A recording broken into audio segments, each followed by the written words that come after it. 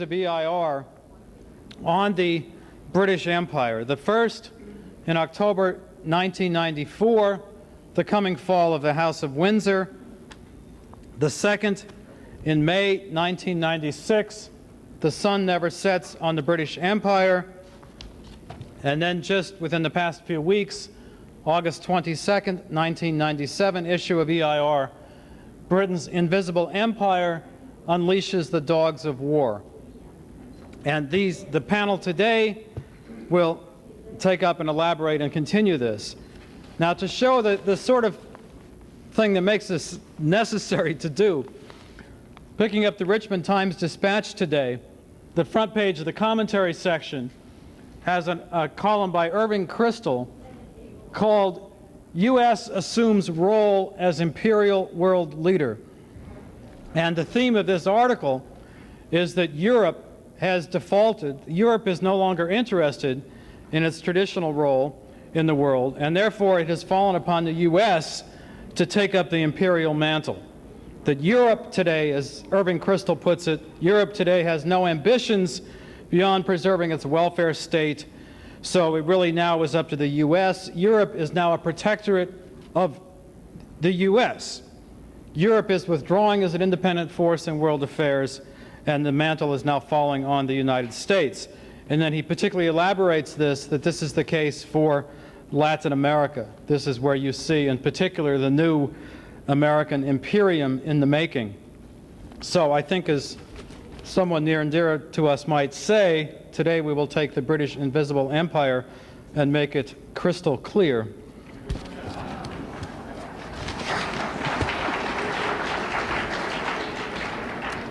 So this afternoon's panel, Britain's Invisible Empire Wages Global War, will be kicked off by Jeff Steinberg, the counterintelligence editor of EIR. Jeff will be followed by Linda de Hoyos, the Asia and Africa Intelligence Director of EIR, and Dennis Small, EIR's Intelligence Director for Ibero-America. And then the final speaker on the panel will be Tony Chaikin, Anton Chaikin, EIR's history editor. Jeff will speak by himself, so to speak. Linda and Dennis will speak simultaneously, I'm told. And Tony Chaikin will speak in tongues.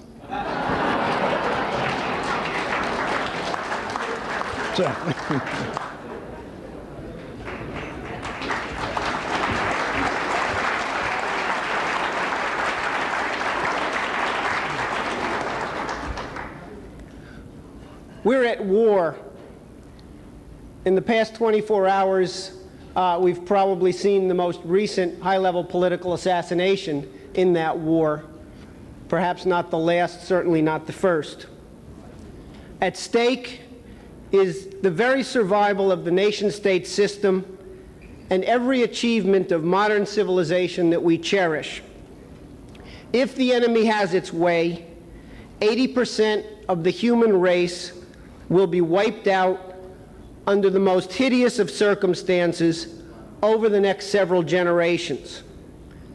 And to the extent that the human race survives at all, if we lose, it will be a humanity of barely a few 100 million people at most that crawls up out of the rubble, takes a measure of its past follies, and casts off the axiomatic assumptions and policies that led to its near self-destruction.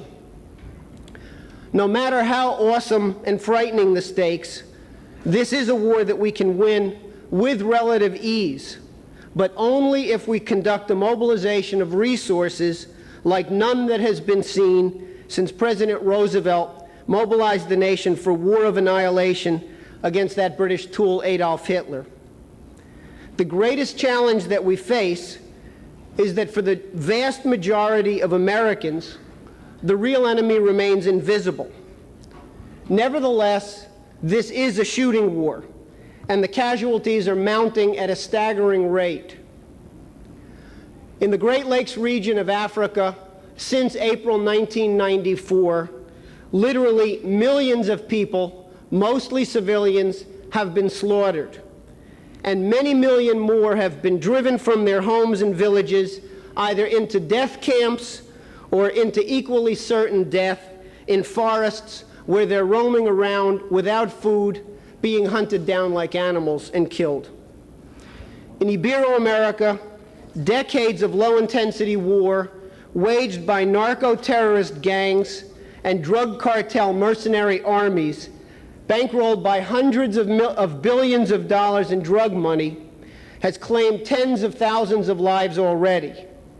Leading resistance fighters against these narco-insurgencies, some of the leading nationalists and patriots of the continent, have paid with their lives in each country, especially Colombia and Mexico. In the United States, there have already been acts of brutal aggression, blind terrorist acts, most notably the World Trade Center and Oklahoma City bombings. The current President of the United States has been the target of at least 17 publicly acknowledged physical attacks or planned assassination attempts.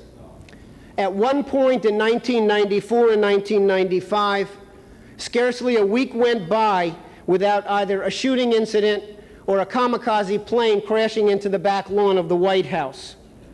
Yet the enemy, through a billion-dollar propaganda effort, has brainwashed a large number of Americans into believing that the enemy lives in Washington at 1600 Pennsylvania Avenue, and that it's time to dismantle our cherished constitutional republic. We're not talking here about a fictional, futuristic scenario penned by H.G. Wells or Aldous Huxley. This is the world we live in today.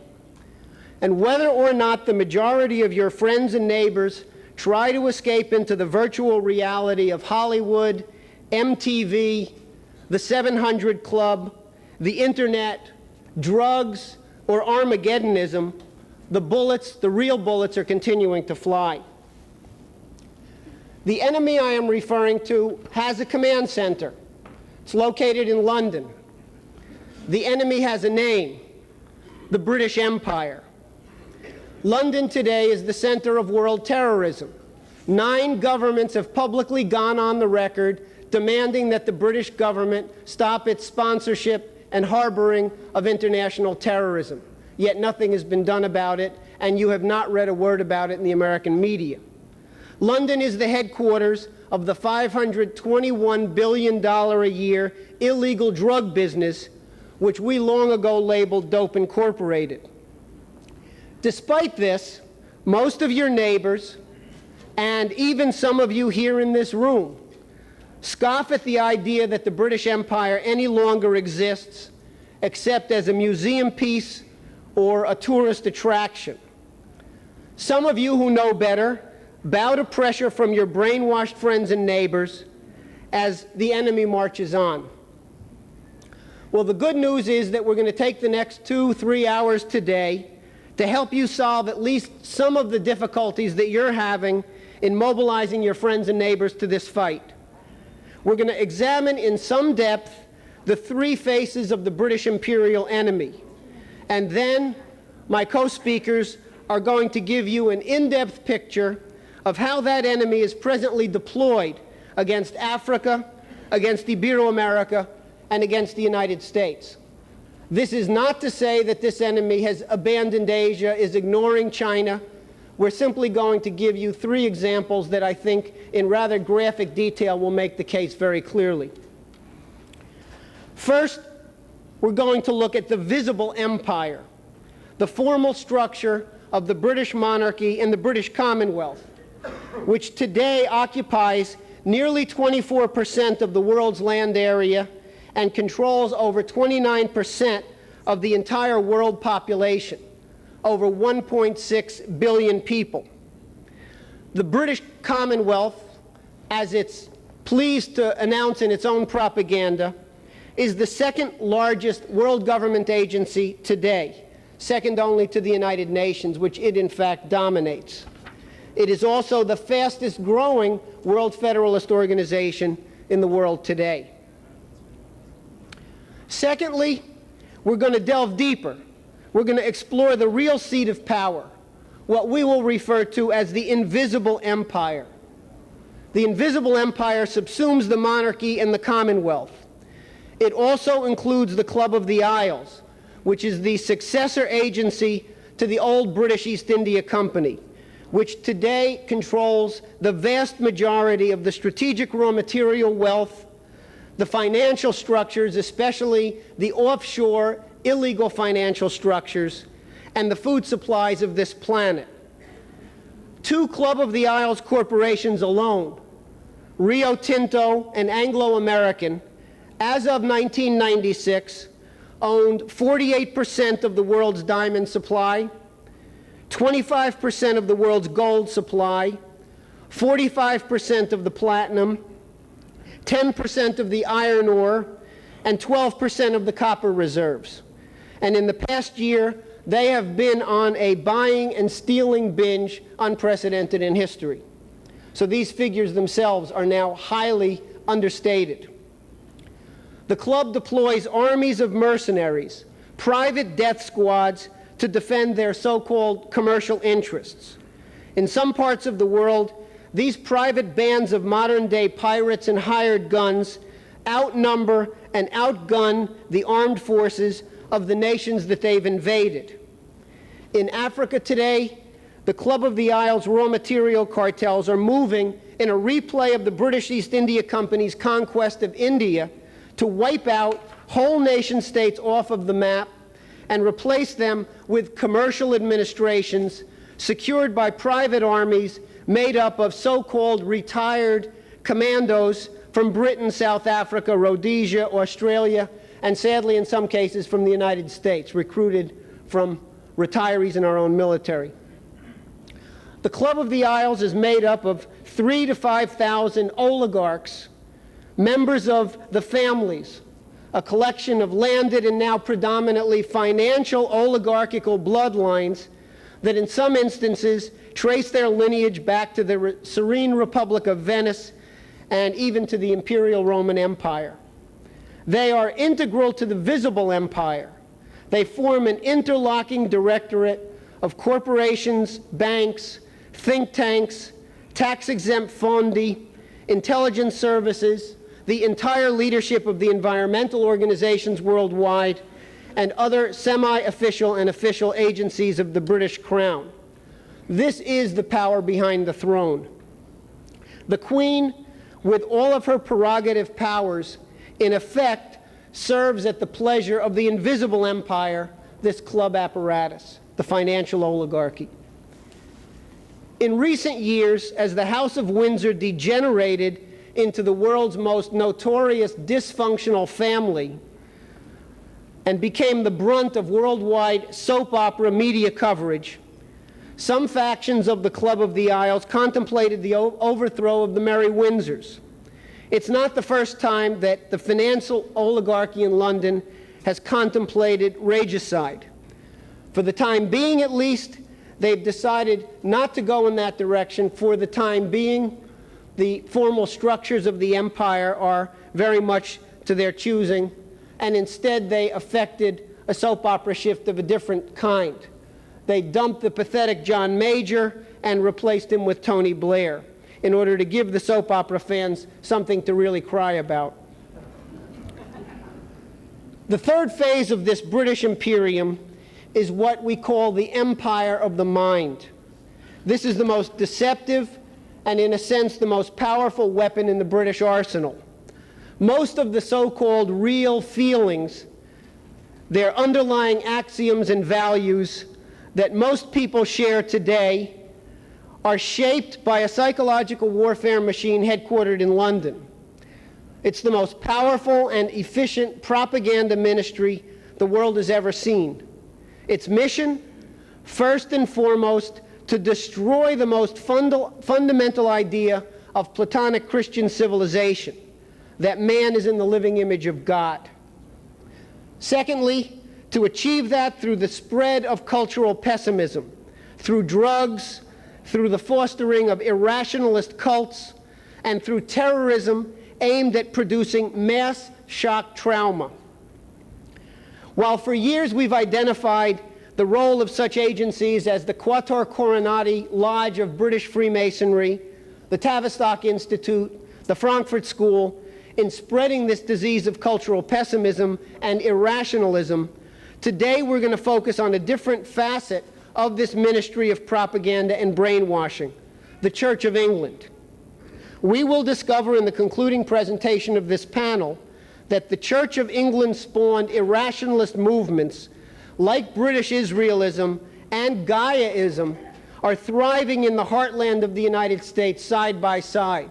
One, the semi-official pagan religion of the militias, the other, the semi-official pagan religion of the environmental movement. Taken together, these two tentacles of the same British psychological warfare machinery are the wellspring for every form of low-intensity warfare currently unleashed to achieve the destruction of the United States. Without a clear recognition of this problem, there is no agency of the U.S. government that is capable of effectively defending the national security interests of the United States, even on the home front. So having given you a brief outline of what we're going to be covering over the next several hours, let's take up the first of the three faces of the British Imperium today, the visible empire, the formal structure of the British Crown today. The British Empire has no written constitution. It is an oligarchy, pure and simple, modeled explicitly on the Venetian Doge system. The British monarch is at once the head of the Church of England, the commander-in-chief of the armed forces, and the head of the Commonwealth. She rules through a series of prerogative powers. She alone has the authority to declare war. She alone appoints all of the military commanders and officers of land, sea, and air. The Queen can dissolve Parliament without cause and can similarly dismiss the Prime Minister on a moment's notice. She appoints all judges and magistrates. She appoints the Archbishop of Canterbury and all of the senior bishops of the Church of England. The Queen can initiate criminal proceedings, and she alone can issue a pardon. The principal instrument for this unchecked concentration of power is the Privy Council, a body of approximately 400 prominent individuals appointed for life by the monarch. The term privy refers to the royal potty, the royal commode, and is a reference to the fact that in earlier periods there were only a very small select number of key advisors who were allowed into the inner sanctums of the monarch. So perhaps we ought to use some sanitary measures and flush the whole thing down the drain. The Privy Council consists of the leading members of the royal family, the Archbishop of Canterbury, other leading members of the Anglican Communion, peers from the House of Lords, the Prime Minister, the Law Lords, all cabinet officers, leaders of the loyal opposition in Parliament, and prominent individuals from the City of London. In other words, the leading representatives of the commercial interests that we've labeled the Club of the Isles. 4 out of 5 members of the House of Lords are hereditary lords. They inherited their positions. So in recent years, with the baby boomer generation coming into power, you've got a phenomenon of many members of the House of Lords coming forward to advocate legalization of drugs, and they themselves are notorious drug addicts. Since the Judicial Committee Act of 1833, the Judicial Committee of the Privy Council, an even smaller body, again handpicked by the monarch, has functioned as a secret Supreme Court for the entire empire, the ultimate court of appeals. Rulings of this court are not made public, but are submitted in the form of advice to Her Majesty. To this day, most member countries of the British Commonwealth accept voluntarily the Judicial Committee of the Privy Council as their own Supreme Courts of last resort. Now, the Queen today is the sovereign of 16 countries and 21 dependent territories, including the United Kingdom, Canada, Australia, New Zealand. Many of the smaller nations and dependencies, like the Bahamas, Jamaica, and the Cayman Islands, are notorious as drug money laundering centers. In most of these locations, the Queen rules through a Governor General, whom she appoints, and through a local Privy Council modeled on the Privy Council in London. Since the time of King Henry VIII, the British monarch has also been the self-proclaimed Pontifex Maximus, the head of the Church of England and the entire Anglican Communion, meaning both the high and the low-down churches. The Archbishop of Canterbury, as the Queen's Primer Inter Pares, heads the Anglican Communion, which is made up of over 40 separate churches around the world, principally inside the British Commonwealth. So, just as the 53 members of the British Commonwealth constitute the largest voting bloc inside the United Nations General Assembly, inside the Organization for African Unity, inside the Association of Southeast Asian Nations, the Anglican Communion constitutes the largest voting bloc within clerical bodies like the World Council of Churches, which we'll hear a lot more about later this afternoon. By now, it should be dawning on you that the so-called British government is a little bit of a hoax, a fraud, a powerless piece of living theater which follows the order of the Crown or is replaced on a whim. As head of the loyal opposition, for example, the current Prime Minister, Tony Blair, was inducted into the Privy Council in July of 1994, taking an oath of loyalty to the Crown and sharing a backbench with his predecessor, John Major. If you need any further convincing about the irrelevancy of the British government today, I can only suggest that you turn on your TV at midnight on a Sunday, turn to C-SPAN, and watch the weekly appearance of the Prime Minister before the House of Commons. It's a poor imitation of the Gong Show. But our picture of the visible empire is hardly complete. Beyond the 16 countries and 21 dependencies where Queen Elizabeth II is sovereign, we have the British Commonwealth. The British Commonwealth, headed by the British monarch, is today made up of the 16 countries and 21 dependencies where the Queen is sovereign, and an additional 37 countries where Queen Elizabeth II is not the sovereign. The 53 countries of the Commonwealth, as I mentioned earlier, have more than 1.6 billion people, 6 times the population of the United States. The Commonwealth includes such, quote, former British colonies as India, Pakistan, South Africa, Kenya, Uganda, which we've already heard a great deal about today and yesterday, Sierra Leone, Zimbabwe, formerly Rhodesia, Bangladesh, Brunei, Singapore, and Malaysia. Recently, Mozambique, a former Portuguese colony, has been granted membership in the British Commonwealth. Another former Portuguese colony, Angola, has formally applied and is simply awaiting final word of its membership. Already, the Palestinian Authority has indicated that it will formally apply for membership as soon as it achieves nation-state status, and last week, an invitation, in fairness, was extended to Israel. Now, obviously, as Lynn discussed yesterday, a number of the countries that are absolutely pivotal to the implementation of the land bridge, such as India and Pakistan, are members of the British Commonwealth. This is problematic, yet there is still a significant possibility in these countries of breaking free from the influences of the British monarchy through the Commonwealth structure and functioning as a genuine, independent, sovereign nation-state, participating fully in the land bridge. I think this gives you an idea why it is that the complete annihilation of the British Empire is synonymous with our successful implementation of these policies. The Commonwealth organization is administered out of, appropriately, Marlborough House, that's the Churchill family, in London, which is the seat of the Commonwealth Secretariat. It has its own diplomatic corps made up of 400 diplomatic officials, representatives of all of the member nations. The British Commonwealth is a kind of mini United Nations unto itself. In fact, recently, the Commonwealth requested and was granted NGO status with the United Nations.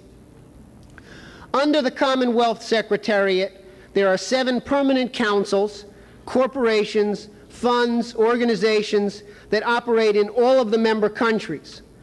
These are the Commonwealth Development Corporation, the Commonwealth Fund for Technical Cooperation, the British Council, which, by the way, is the British Empire's equivalent of Project Democracy, but they take their roles a little bit more seriously. They have offices in 400 cities in 100 countries around the world. The Commonwealth Institute, the Commonwealth Telecommunications Organization, the Commonwealth Science Council, and the Commonwealth Foundation, which is a funding mechanism that doles out money to more than 200 non-governmental organizations, most of which could be properly described as terrorist gangs. The Commonwealth Secretariat additionally directs 27 other associations that I won't bother to name here. The formal business of the Commonwealth is conducted at the Commonwealth Heads of Government meeting, which takes place every 2 years. It takes place later this year in Scotland. Now, if any of you have been unfortunate enough to read any of the documents published by the British Commonwealth, don't be fooled by their liberal use of terms like sovereignty, freedom, equality, and human rights. The idea for the British Commonwealth was not a phenomenon of the 1960s so-called winds of change. It was, in fact, a strategy of the British Empire initiated in 1839 to quell a revolt in Canada where there was a fear of a repeat of what happened in the United States with the American Revolution. It was formalized at the 1926 Imperial Conference, where the dominions, or quote, the independent self-governing colonies, were defined as autonomous communities within the British Empire, united by a common allegiance to the Crown and freely associated as members of the British Commonwealth of Nations, unquote. So from the very outset, the term Commonwealth was a cruel hoax simply referring to a more modern-day expression of the old empire. In 1931, the British Parliament passed the Statute of Westminster, granting Commonwealth status to Australia, Canada, the Irish Free State, now the Irish Republic, Newfoundland, New Zealand, and South Africa. The Irish Free State had the good sense to leave the Commonwealth, and to its credit, it's never looked back. Sudan,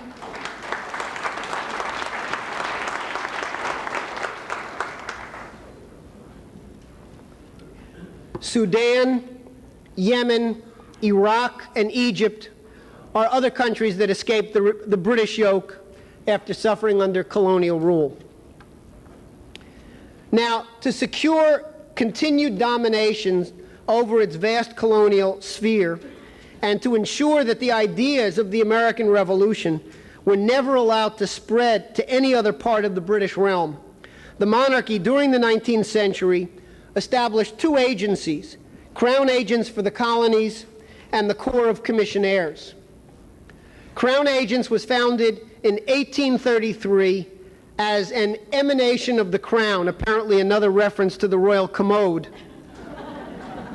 to administer the empire. From its founding through to 1996, when it was officially privatized, if you believe that, Crown Agents served as the arms brokers, the quartermasters, the paymasters, the private bankers for all of the British colonies. At a certain point in the 19th century, that numbered over 300 separate entities. They printed the coins, they purchased the weapons, they paid the colonial soldiers, they ran the customs houses, they secured the borders, they ran a worldwide commercial shipping fleet, and managed the private real estate portfolios of the leading figures within the empire. The transition from empire to Commonwealth has had virtually no impact on the functioning of Crown agents. To this day, as the privatized Crown Agents for Overseas Government and Administration, LTD, they serve as the agents for 150 governments and organizations. They manage the entire customs service and borders of Mozambique. Through a contract with the United Nations, they're in charge of all of the reconstruction procurement for Bosnia. So if anybody has any questions as to why nothing has happened, ask Crown agents.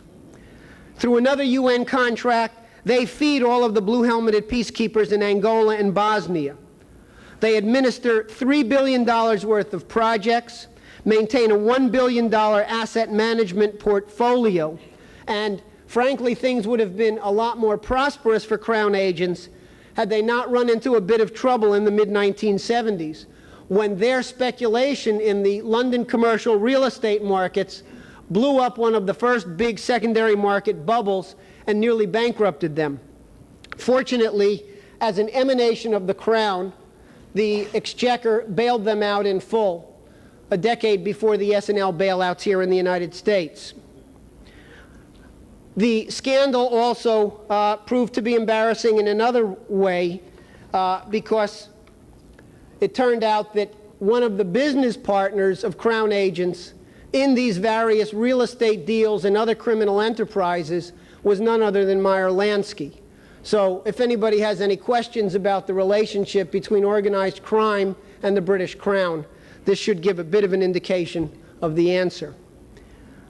Now, in its new private incarnation, Crown Agents is just as filthy as it was during the colonial period. All of the stock in the company is held by the Crown Agents Foundation, which is not surprisingly headed up by a Knight Grand Cross of the British Empire, a high-ranking member of one of the chivalric orders appointed by the Queen. The corporate members of the foundation are from the top echelons of the Privy Council and the Club of the Isles, including representatives of Barclays Bank, Standard & Chartered Bank, Unilever, which is an Anglo-Dutch joint venture, Tate & Lyle, the British Sugar Cartel, and the Royal Commonwealth Society, and Christian Aid, which is the official charity organization representing 40 British and Irish churches. Dennis will have some things to say about that organization later this afternoon. Transparency International, a non-government organization founded by the British royal consort Prince Philip to, quote, combat government corruption, if you can believe that, holds a seat on the board of Crown Agents Foundation, and in turn the managing director of Crown Agents, P.F. Berry, is on the advisory board of Transparency International. It's all very incestuous. The other Crown emanation launched during the 19th century was the Corps of Commissionaires, which to this day serves as the central hiring hall and coordinating agency for all, quote, retired British commandos, SAS members, soldiers, police, etc. The Corps was founded in 1859, ostensibly to provide jobs for British soldiers demobilized at the end of the Crimean War. Initially, these former military men were hired as uniformed security guards at all of the prominent institutions of the City of London. But soon, Corps of Commissionaires were set up in Australia, Canada, East Africa, New Zealand, and South Africa to service a very large number of British military personnel who had been relocated to the colonies as guarantors of London's permanent control. Today, the Canadian Corps of Commissionaires maintains a standing force of 13,000 retired military and police officials. In comparison, the entire Canadian Armed Force, which plays a prominent role in every United Nations Blue Helmet peacekeeping mission around the world, only has 20,000 soldiers. So, while other British and South African mercenary outfits like Sandline International, Executive Outcomes, Defense System Limited, and Control Risks misrepresent themselves as purely private sector outfits, drawing upon a pool of retired British SAS commandos, British, South African, Australian, and Canadian regular soldiers, the Corps of Commissionaires makes no such attempt to conceal its rigid formal ties to the British monarchy.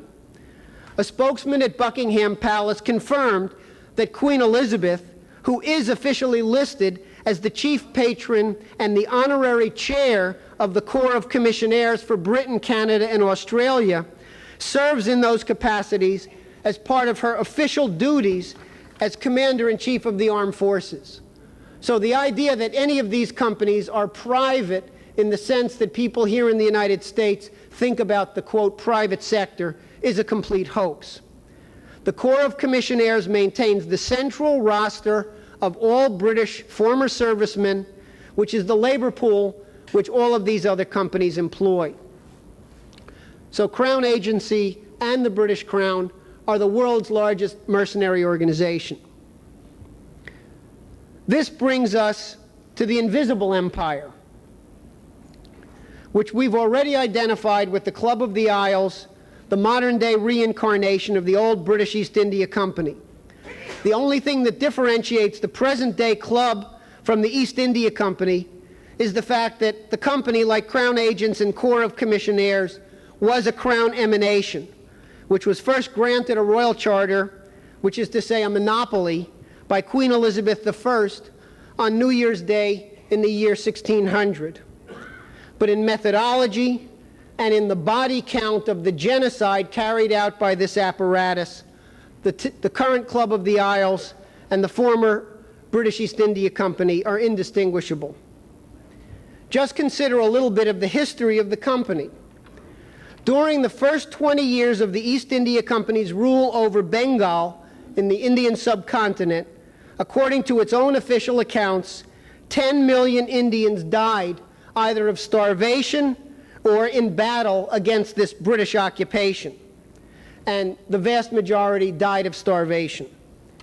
Though ostensibly a purely commercial venture representing the interests of a joint stock company of nominally private investors, the East India Company had its own army, which was larger, better armed, better paid, and better trained than the British colonial army.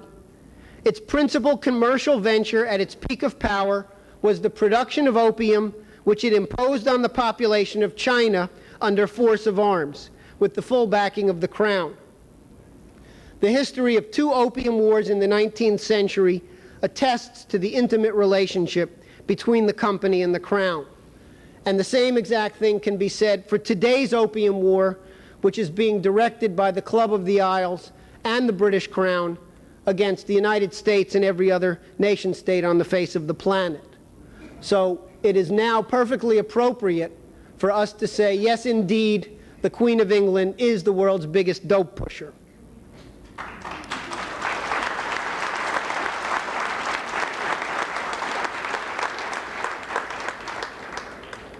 As you know, previously that was misquoted and misattributed as a slander, but some information has come out since 1982 that really buttresses the case beyond doubt. Not the least of which is the records of the royal apothecary during the period of Queen Victoria, who spent the last 20 years of her reign in psychedelic splendor on opium and cocaine at Balmoral Castle. Now, the company, in the tradition of Venice, was administered by a three-man secret committee, which represented the major financier oligarchy interests of the City of London. During most of the 18th and first half of the 19th century, this was the House of Baring. The British East India Company also established its own college, called Haileybury College, whose influence today is as profound and dominant as it was at the peak of the British East India Company in the 19th century. Who were the leading faculty of Haileybury College? Let's start out with Parson Thomas Malthus, the plagiarizer of the Venetian Gian Maria Ortez, who is today the godfather of the genocide lobby, the so-called zero population growth lobby. Adam Smith, whose Wealth of Nations was merely an apologia, a propaganda tract for the unchallenged power of the invisible hand of the British cartels, was also a leading member of the faculty of the East India Company College. Jeremy Bentham, the usurer and pedophile who attempted to reduce all human thought to the animal desire to seek pleasure and avoid pain, was another leading figure of the Haileybury College apparatus. And Bentham, as the chief agent of the chairman of the secret committee of the East India Company at the end of the 18th century, Lord Shelburne, trained another leading East India Company propagandist, James Mill, whose 7-volume History of India was a recipe book for fostering syncretic irrationalist cults in India to control the population. James Mill's son, John Stuart Mill, who was the tutor of the evil Lord Bertrand Russell, followed his father also into prominence at Haileybury College.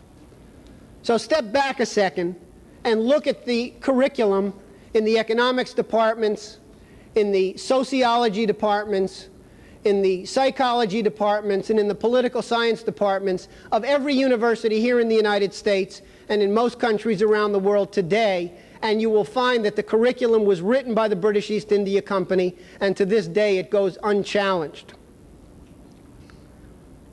Now, were the Club of the Isles to publish its own annual report, which, needless to say, they don't do, they would have identified Prince Philip as the Chief Operations Officer.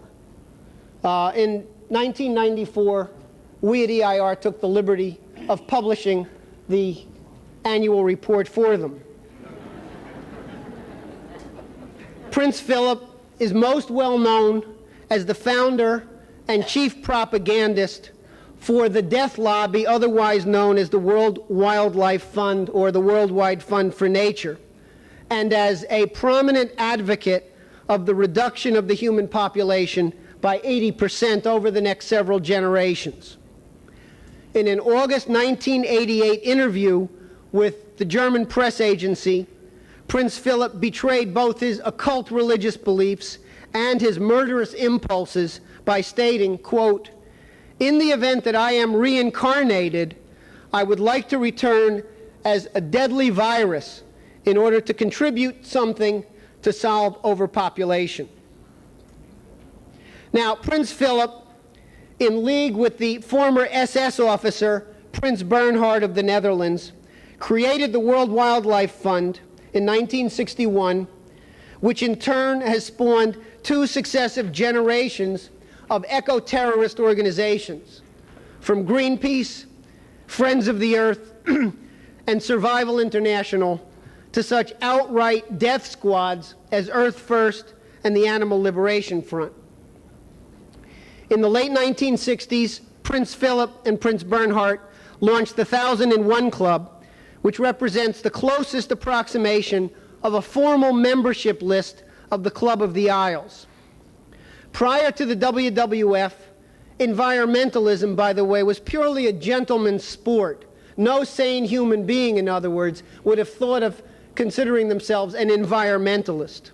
Typical of the environmental organizations before 1961 and the beginning of the cultural paradigm shift were the London Zoological Society, the International Union for the Conservation of Nature, the Royal Geographical Society, the Fauna and Flora Preservation Society, which was originally the Society for the Preservation of the Wild Fauna of the Empire, and the Nature Conservancy, which was dominated by people like Sir Julian Huxley and Sir Peter Scott.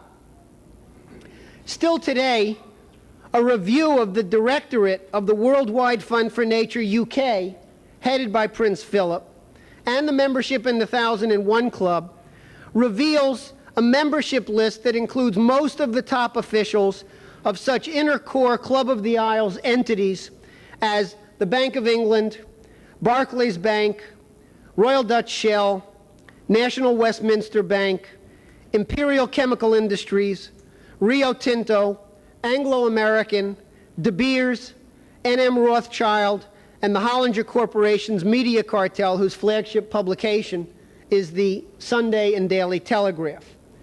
These companies represent actually one single tightly interlocked board of directors in which people from the board of one company are not only on the board of the WWF, have membership in the 1001 Club, but also are on the boards of 3 or 4 others of these entities. So this is a corporate financial oligarchy. It was this World Wildlife Fund apparatus that the EIR first exposed in 1994 as the architects of the mass genocide in the Great Lakes region of Africa. For all of those newspapers that in the last 6 months have begun publishing front-page photographs and news articles about the genocide, remember that it began years ago. EIR has been reporting on this all along. We discovered that it was the World Wildlife Fund, through its administration of so-called nature preserves and game parks strategically located on the borders of the targeted African states, that employed the former SAS commandos to train and arm and deploy local death squads. Through officially sponsored WWF programs like Operation Lock, SAS men were deployed to assassinate political leaders and foment out-of-control civil war and ethnic cleansing. Africa today is a testing ground for every form of genocide that the British and their oligarchical allies can conceive of. And Africa is slated to be the first continent where the nation-state system dies a sudden and violent death. And on whose behalf is this murderous warfare being conducted? The very British and Anglo-Dutch raw material cartels and financial interests that are at the center of the invisible empire. Now, this brings us to the third face of the British Empire today, what we have called the empire of the mind. Several of the other speakers are going to deal with this issue at greater length, so I'll be brief and focus on just a few vital questions. By now, it should be clear to all of you, indeed, that the British Empire does still exist to this day, and is, if anything, more devoted to evil than at any time in its history, including the time of the American Revolution. Why then are most people today irrational and blind to this fact? Even though their lives and the lives of their most cherished relatives and friends may depend on defeating this British Empire. There's only one answer to that question. Most people have been brainwashed into accepting irrational ideas that would have never been acceptable 30 years ago. The brainwashing process that I'm referring to is subtle. It takes place over time. It takes place on a societal level so that the likelihood of a large-scale resistance is improbable unless well organized. How did it happen here in the United States? Look back at the 1960s. Look at the impact of the assassination of President Kennedy, and particularly the assassination followed by that cruel hoax cover-up called the Warren Commission report. The British were behind the Kennedy assassination, just as they were behind the assassination of Abraham Lincoln, James Garfield, and William McKinley, all 4 American presidents in the tradition of the American system of political economy, all 4 enemies of the British oligarchism and free trade. The late New Orleans District Attorney Jim Garrison was indeed on the trail of the assassins. We spoke with Garrison, we compared notes with him, we shared information, and in fact, we worked with Garrison when he was completing his book about the JFK murder. But for 2 crucial pieces of evidence that were never presented to the jury, it is virtually certain that Garrison would have obtained a conviction of Clay Shaw for the conspiracy to kill John Kennedy. And that would have opened a Pandora's box.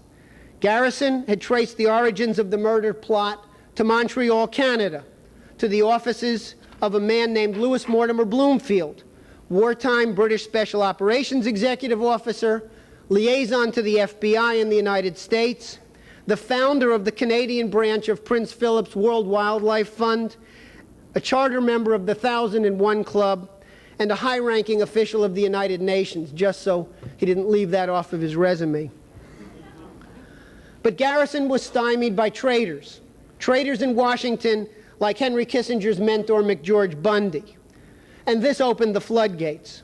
The Malcolm X assassination, the Martin Luther King assassination, the urban riots, which destroyed the cities of the United States, the Robert Kennedy assassination. John Kennedy, with the advice of General Douglas MacArthur, was about to pull out the American troops from Vietnam until he was assassinated. And with an assassin's bullet always pointed at the back of his skull, Lyndon Johnson drew us into a deliberate no-win war in Vietnam, which was McGeorge Bundy's war. With these shock traumas, most Americans, especially the young people coming up from high school to college during these periods, changed decisively. We abandoned cultural optimism. And as pessimism replaced optimism, psychedelic drugs replaced scientific study. The Beatles replaced Beethoven. The United States was deliberately put through a cultural paradigm shift, a downward spiral into hell that we have yet to reverse, and which we've begun the process of reversing here this weekend. The point to be emphasized is that this was all premeditated. If you know where to look, you can even find the recipe books on your public library shelves. Take, for example, the London Tavistock Institute's William Sargent. In 1957, Sargent wrote a book which, without any subtlety, he titled The Battle for the Mind, A Physiology of Coercion and Brainwashing. The book was based on his studies of irrationalist cults in Africa, in Ibero-America, in the Deep South in the United States. Sargent set out to discover how whole populations had been transformed from creative human beings, each individually capable of reason and discovery, into irrational beasts. And he wrote about it in this book. He wrote, "Various types of beliefs can be implanted in many people after brain functioning has been sufficiently disturbed by accidentally or deliberately induced fear, anger, or excitement. Of the results caused by such disturbances, the most common one is temporarily impaired judgment and heightened suggestibility. Its various group manifestations are sometimes classed under the heading of herd instinct and appear most spectacularly in wartime, during severe epidemics, and in all similar periods of common danger which increase anxiety and sow individual and mass suggestibility." Now think back at the 1960s from that vantage point. So where do our ever-loving British cousins want to see this process go?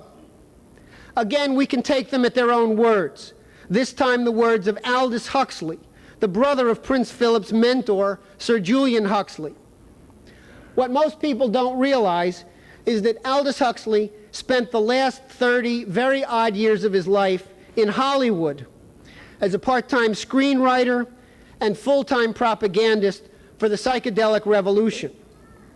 But his objectives were not just peace and love. In 1961, Huxley delivered at the University of California Medical School in San Francisco, at a conference sponsored by the State Department's Voice of America, a rather chilling lecture. His message was blunt, and it was delivered on behalf of precisely the British oligarchy that we've been discussing here today. What Huxley said was, quote, "There will be in the next generation or so a pharmacological method of making people love their servitude and producing dictatorship without tears, so to speak. Producing a kind of painless concentration camp for entire societies so that people will in fact have their liberties taken away from them, but will rather enjoy it because they will be distracted from any desire to rebel by propaganda or brainwashing enhanced by pharmacological methods." And this seems to be the final revolution. So we have the British oligarchy, the dedicated enemy of everything embodied in the Council of Florence, in the nation-state system, and the American Revolution. Our British enemy is engaged in endgame maneuvers, while the majority of our troops, sadly, are still sleeping in the barracks. Since the 1989 fall of the Berlin Wall and the collapse of communism, the British oligarchy has concluded that they no longer have to tolerate the existence of the nation-state system whatsoever. This process, as Lynn indicated yesterday, began with the cultural paradigm shift in the mid-1960s, but there was a major escalation beginning in 1989. During much of the 20th century, despite the fact that leading spokesmen for the British Empire, like H.G. Wells and Bertrand Russell, preached world government and world oligarchism, the leading figures in the Club of the Isles and their fellow travelers in Europe and America realized that they could not yet move to totally dismantle the nation-state system so long as there was a potential for the eruption of wars of annihilation, which would require the marshaling of material resources that the oligarchy is incapable of accomplishing on its own. Even during the Cold War, the Wellesian doctrine of mutually assured destruction, MAD, first spelled out by Welles's protege Leo Szilard, was no guarantee that a superpower conflict was impossible. President Reagan, in adopting Lyndon LaRouche's Strategic Defense Initiative, overturned MAD and demonstrated that point directly.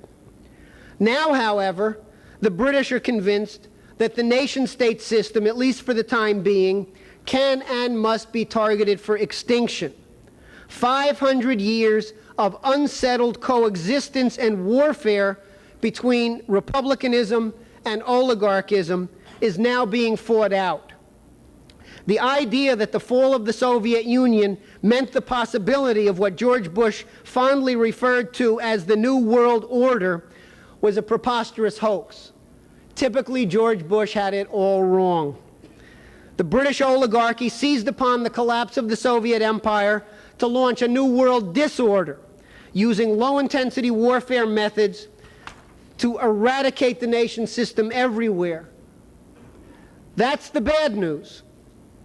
The good news is that we have certain decisive advantages in this showdown if we seize the moment and do the right thing. First of all, it's their system that's crumbling. We are in the onset of the greatest cultural, monetary, and financial collapse in modern history. It is not just the financial bubble that's going to explode. All of the underlying assumptions of their paradigm shift of the past 30 years are collapsing around them. Those ideas violate the laws of the universe, the laws of nature, the laws of man. Second, we as a philosophical association exist worldwide. Lyndon LaRouche has established himself as America's leading patriot and as the world's leading world citizen. LaRouche issued the resistance call when the friends of the British oligarchy installed that wacky Jimmy Carter into the White House in 1977. At that time, LaRouche led the drive to defeat the British Opium War, the legalization of drugs movement in the United States, which to this day is a strategic priority for the Club of the Isles, as evidenced by the recent surfacing of the Queen's personal speculator, George Soros, to pour hundreds of millions of dollars into the effort to revive that dead horse of drug legalization. In the 1977 to 1983 period, LaRouche was the intellectual author, and this political movement was the driving force that got President Reagan to adopt the Strategic Defense Initiative, which changed world history forever. This demonstrated the war-winning capability of our philosophical association worldwide. And it's on the shoulders of those accomplishments today that Lyndon LaRouche is leading the drive to convene the new Bretton Woods Conference, to roll back the New Age, to roll back the post-industrial paradigm and complete the unfinished work of the Council of Florence and our own American founding fathers. Third, contrary to the fantasies of the British oligarchy, man is not a beast driven by pleasure and pain alone. Man is endowed by his Creator with the capacity for reason, discovery, and truth. The truth can truly set you free, and your mastery of the truth can help free all of mankind from the hell that the British otherwise have in store for all of us. So sit back, put on your thinking caps, be prepared to look inside your own minds, and prepare to organize the minds of your friends and neighbors.